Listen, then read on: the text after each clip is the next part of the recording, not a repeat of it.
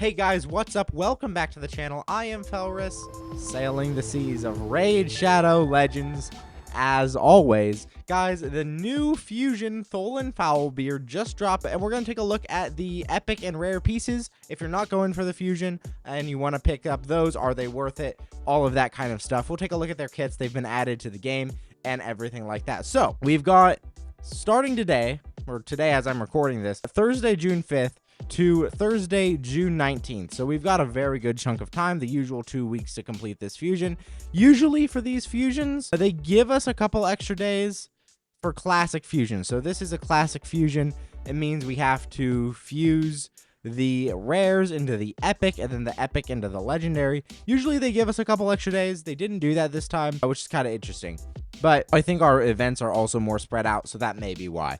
So, starting out, we have Dungeon Divers. So, Dungeon Divers is going to be pretty straightforward. You just get gear from dungeons. And thankfully, overlapping that, we have the Spider tournament here. I recommend doing the Dungeon Divers in Spider. Just like if you're going to finish the event or at least go get the rare, do it all in Spider, because we have 3 artifact enhancement events that we are going to have enough silver for. Spider is the best dungeon for silver. So, I recommend that you do all the Dungeon Divers in Spider. Hey, you, stop right there. Click the link in the description below to get a free Corrado, as well as Fane, Ugo, and Vergus as you level up your account in Raid. Here's exactly how to do it. Log out of Flareon Play on PC and uninstall. Click the link in the description below and register with a brand new email. Log in and complete the tutorial. You'll find Corrado in your inbox, as well as Fane, Ugo, and Vergus as you level up. If you're looking for a great start in Raid, this is your chance. Make sure you get your free Corrado as well as 3 free epics by clicking my link right away. Alternatively, we have a champion training tournament starting Friday, so you can potentially do some of the Dungeon Divers with Spider and then finish it off with champion training. It's worth it to just do the Spider tournament. You know, you're gonna get the Dungeon Divers points anyway. Then cap it off with either more Spider or champion training, depending on what your preference is there. Champion training also tends to get you a lot of silver for the energy, so it's not a bad option either.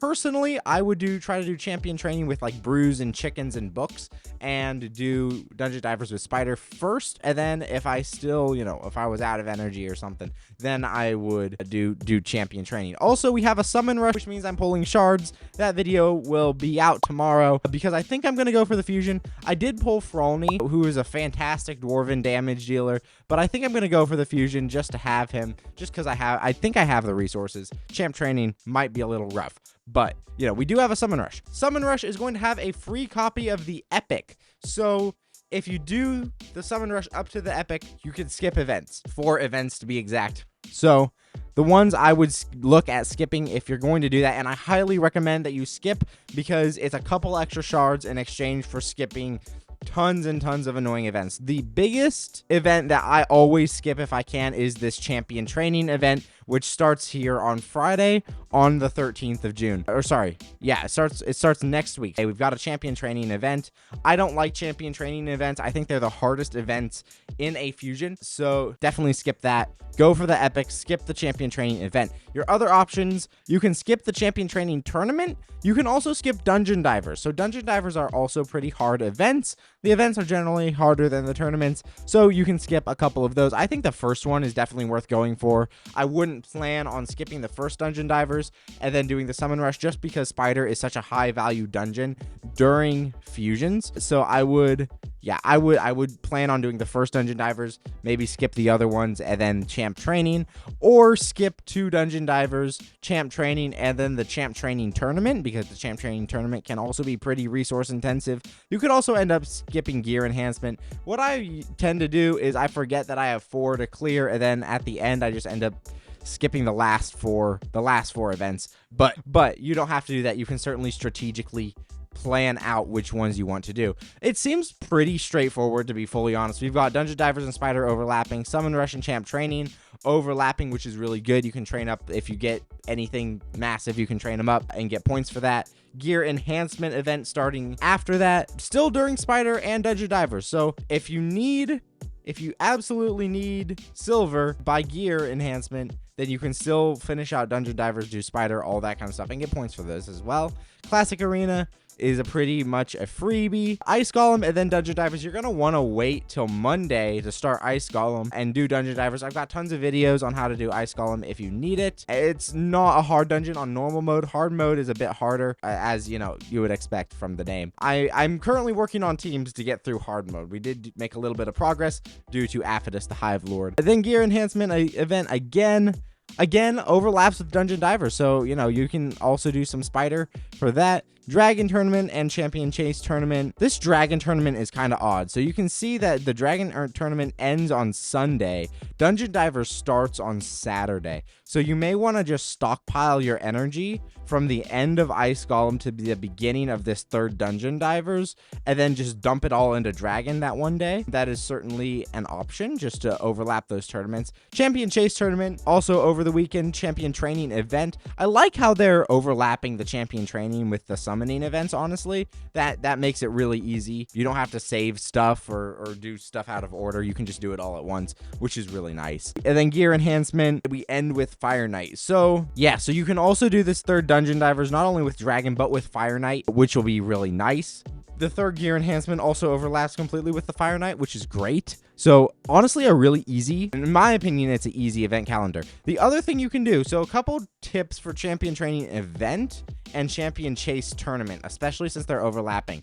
Save the rares, train them up during the Champion Training Event or the Champion Training Tournament. Probably a little better to do it during the event because you can't use books during the event for points. Save those rares, train them up during the Champion Training Event, and then the epics can be free Champion Chase points. So there's a little tip for getting those done, especially if you're not going to go for the Summon Rush and get the free epic. I highly recommend that you do that. But just in case you don't, there are some tips there. And again, just constantly be farming Spider throughout so that you can get the silver you need to do the gear enhancement. Again, unless, you know, depending on your personal preferences and if you want to skip gear enhancement using the Summon Rush epic. We will definitely be going for the Summon Rush epic here on the channel because this fusion just looks absolutely nuts. Absolutely nuts. I know I have Frolny, but, you know, more damage. We may be able to out-nuke Faction Wars hard. Fingers crossed. Because we're almost there. We're almost there.